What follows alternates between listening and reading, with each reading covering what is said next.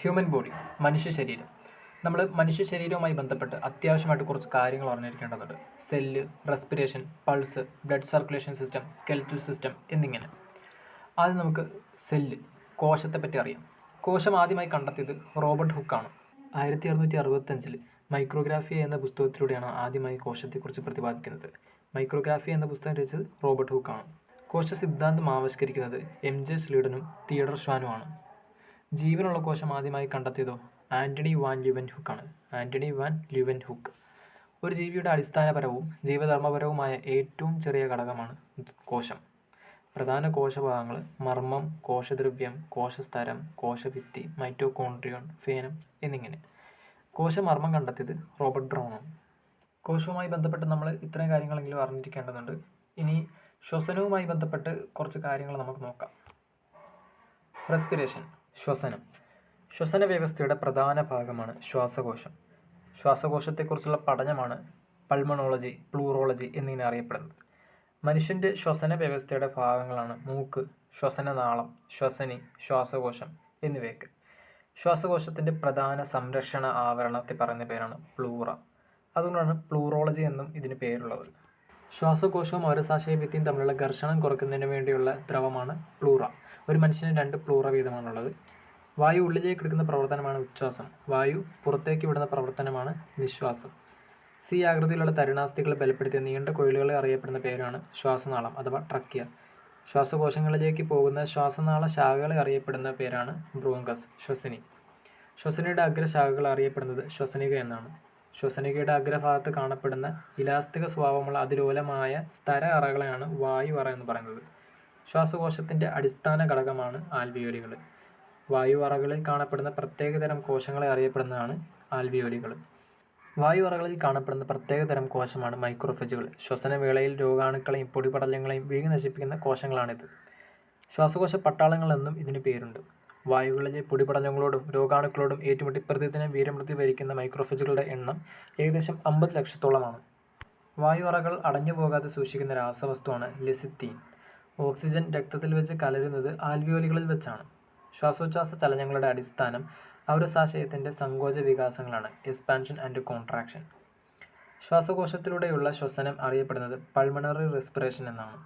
ഓക്സിജൻ്റെ അഭാവത്തിലുള്ള ശ്വസനമാണ് അൺഎറോബിക് റെസ്പിറേഷൻ, അവായു ശ്വസനം. ഓക്സിജൻ്റെ സാന്നിധ്യത്തിലുള്ള ശ്വസനമാണ് എയറോബിക് റെസ്പിറേഷൻ, വായു ശ്വസനം. ശ്വസനനാളവും അന്നനാളവും ആരംഭിക്കുന്നത് ഗ്രസനിയിലാണ് അഥവാ ഫറിൻസ്. ആഹാരം ശ്വസനനാളത്തിലേക്ക് കടക്കാതെ തടയുന്ന ഒരു ഭാഗമുണ്ട്. അതിന് പറയുന്ന പേരാണ് ക്ലോമപിതാനം അഥവാ എപ്പിഗ്ലോട്ടിസ്. ശ്വസനനാളം 2ആയി പിരിഞ്ഞ് രൂപപ്പെടുന്ന കുഴലുകളെയാണ് ബ്രോങ്കികൾ എന്ന് പറയുന്നത് അഥവാ ബ്രോങ്കി. ശ്വസനത്തിന് സഹായിക്കുന്ന പ്രധാന പേശിയാണ് ഡയഫ്രം. ഉദാരാശയത്തിനെയും ഔരസാശയത്തിനെയും വേർതിരിക്കുന്ന പേശി നിർമ്മിത ഭിത്തിയാണ് ഡയഫ്രം. ഔരസാശയത്തിൻ്റെ അടിത്തട്ടിലെ മാംസപേശികളുടെ പാളിയാണ് ഡയഫ്രം എന്ന് പറയുന്നത്. ശ്വസനത്തിന് സഹായിക്കുന്ന വാരിയലുകൾക്കിടയിലുള്ള ഒരു പ്രത്യേകതരം പേശികളാണ് ഇൻ്റർകോസ്റ്റൽ പേശികൾ എന്ന് പറയുന്നത്. സാധാരണയായിട്ടുള്ള ഉച്ഛ്വാസത്തിലൂടെ ഉള്ളിലേക്ക് എടുക്കുകയും നിശ്വാസത്തിലൂടെ പുറന്തള്ളുകയും ചെയ്യുന്ന വായുവിൻ്റെ അളവാണ് ടൈഡൽ വോളിയം എന്ന് പറയുന്നത്. ടൈഡൽ വോളിയത്തിൻ്റെ അളവ് ഏകദേശം 1/2 ലിറ്ററാണ്.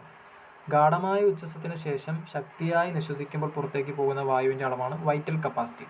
ശ്വസന നിരക്കിനെ അളക്കാൻ ഉപയോഗിക്കുന്ന ഉപകരണമാണ് സ്പൈറോമീറ്റർ. സ്പൈറോമീറ്റർ ശ്വസന നിരക്ക് അളക്കാൻ ഉപയോഗിക്കുന്ന ഉപകരണമാണ്. ആരോഗ്യമുള്ള പുരുഷന്മാരുടെ വൈറ്റൽ കപ്പാസിറ്റി എന്ന് പറയുന്നത് ഏകദേശം 4.5 ലിറ്ററാണ്. ആരോഗ്യമുള്ള സ്ത്രീയുടെ ഒരു വൈറ്റൽ കപ്പാസിറ്റി എന്ന് പറയുന്നത് ഏകദേശം 3 ലിറ്റർ. നമ്മളിനി പൾസ് എന്താണെന്നുള്ളതാണ് അറിയേണ്ടത്. ഹൃദയത്തിൻ്റെ സങ്കോച വികാസങ്ങളുടെ ഫലമായി ഉണ്ടാകുന്ന തരംഗ ചലനം ധമനിയുടെ ഭിത്തിയിൽ ഉടനീളം അനുഭവപ്പെടുന്നതാണ് പൾസ്. പൾസ് നിരക്ക് ഹൃദയമിടിപ്പിൻ്റെ നിരക്കിന് തുല്യമാണ്. ധമനികൾ കടന്നു പോകുന്ന ശരീരഭാഗത്ത് പൾസ് അളക്കുവാൻ സാധിക്കുന്നതാണ്. കഴുത്ത്, കൈത്തണ്ട, കാൽമുട്ടിൻ്റെ പിൻഭാഗം എന്നിങ്ങനെ. ഒരു ഹൃദയസ്പന്ദനത്തിന് ആവശ്യമായ സമയം എന്നത് 0.8 സെക്കൻഡാണ്. ഹൃദയം 1 മിനിറ്റിൽ ശരാശരി സ്പന്ദിക്കുന്നത് 72 തവണയാണ്. ഗർഭസ്ഥ ശിശുവിൽ ആദ്യമായി ഉണ്ടാകുന്ന അവയവം അത് ഹൃദയമാണ്. മനുഷ്യഭ്രൂണത്തിൻ്റെ ഹൃദയസ്പന്ദനം തുടങ്ങുന്നത് 22 ദിവസം പ്രായമാകുമ്പോഴാണ്. രക്തചംക്രമണ വ്യവസ്ഥ എന്താണെന്ന് നോക്കാം. Blood circulation system.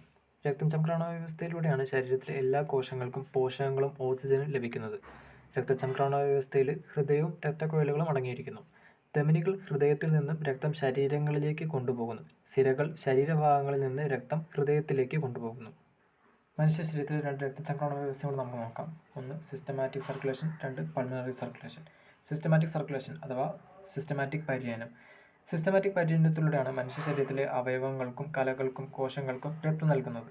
അങ്ങനെ അവയ്ക്ക് ഓക്സിജനും മറ്റ് സുപ്രധാന പദാർത്ഥങ്ങളും ലഭിക്കുന്നു. പൾമണറി സർക്കുലേഷൻ അഥവാ പൾമണറി പര്യനം. പൾമണറി പര്യനത്തിലൂടെയാണ് ഓക്സിജൻ മനുഷ്യ ശരീരത്തിലേക്ക് പ്രവേശിക്കുന്നതും അത് കാർബൺ ഡയോക്സൈഡായിട്ട് പിന്നീട് പുറന്തള്ളുന്നതും. ഇനി നമുക്ക് നോക്കേണ്ടത് അസ്ഥിവ്യവസ്ഥയാണ്, സ്കെലിറ്റൽ സിസ്റ്റം.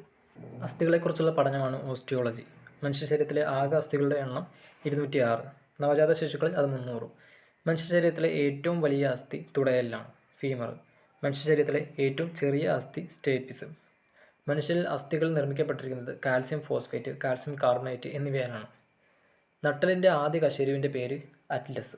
നട്ടലിൻ്റെ അവസാനത്തെ കശേരുവിൻ്റെ പേരാണ് കോക്സിക്സ്. അസ്ഥികളുടെ വളർച്ചയ്ക്കും ആരോഗ്യത്തിനും ആവശ്യമായ ജീവകമാണ് വൈറ്റമിൻ ഡി അഥവാ ജീവകം ഡി. അസ്ഥികളുടെ ആരോഗ്യത്തിന് ആവശ്യമായ ലോഹം കാൽസ്യമാണ്. അസ്ഥികളിൽ ഏറ്റവും കൂടുതലായി കാണപ്പെടുന്ന മൂലകം ഓക്സിജനാണ്. മുട്ടുചിരട്ടയുടെ ശാസ്ത്രീയ നാമം പാറ്റല്ല എന്നതാണ്. കണങ്കാലിലെ അസ്ഥികൾ റേഡിയസ്, ആൾന എന്നിവയൊക്കെയാണ്. കണങ്കാലിലെ അസ്ഥികൾ ടിബിയ, ഫിബുല എന്നതാണ്.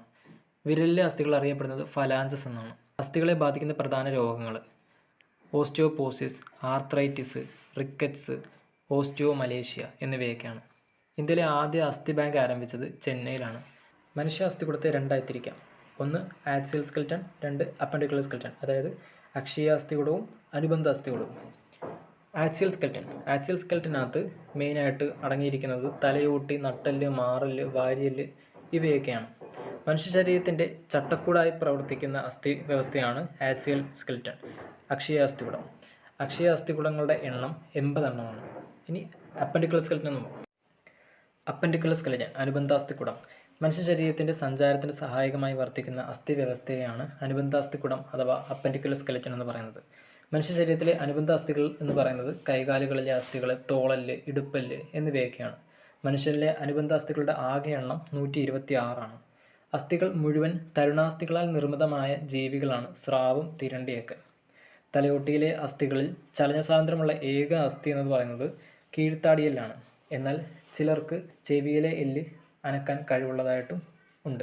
പക്ഷേ എക്സാം പോയിന്റ് ഓഫ് വ്യൂവിൽ തലയോട്ടിയിലെ അസ്ഥികളിൽ ചലനസ്വാതന്ത്ര്യമുള്ള ഏക അസ്ഥി എന്ന് ചോദിക്കുകയാണെങ്കിൽ അത് കീഴ്ത്താടിയെല്ലാണ്. ശരീരത്തിലെ ഏറ്റവും ബലമുള്ള എല്ല് കീഴ്ത്താടിയെല്ലാണ്. മനുഷ്യൻ ജനിക്കുമ്പോൾ ശരീരത്തിലെ കശേരുക്കളുടെ ആകെ എണ്ണം 33 ആണ്.